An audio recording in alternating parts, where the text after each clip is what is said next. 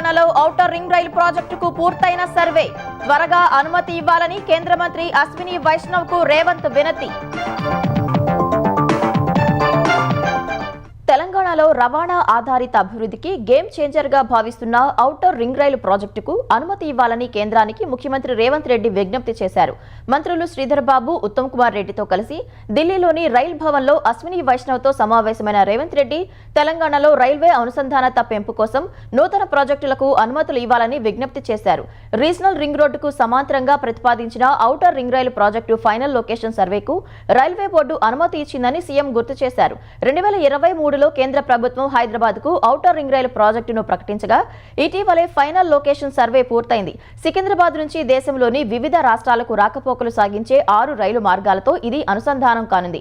Outer ring రైలు మార్గానికి 3 రకాల అలైన్మెంట్లతో దక్షిణ మధ్య రైల్వే ప్రతిపాదనలు సిద్ధం చేసింది. వివిధ కోణాల్లో పరిశీలించి ఇందులో ఒక అలైన్మెంట్ ను ఖరారు చేయనున్నారు. ఈ ప్రాజెక్టు ద్వారా హైదరాబాద్ కు దగ్గరలో ఉన్న 8 నుంచి 10 జిల్లాలకు ప్రయోజనం కలుగుతుంది. మరోవైపు తెలంగాణలో సెమీ కండక్టర్ ప్రాజెక్టులకు త్వరగా ఆమోదం తెలపడం సహా ముచ్చెరలో హైటెక్ ఎలక్ట్రానిక్స్ పార్క్ ఏర్పాటుకు అనుమతి ఇవ్వాలని రేవంత్ రెడ్డి కేంద్ర మంత్రిని కోరారు. సీఎం విజ్ఞప్తులకు కేంద్ర మంత్రి సానుకూలంగా స్పందించినట్లు ప్రభుత్వం ఒక ప్రకటనలో తెలిపింది.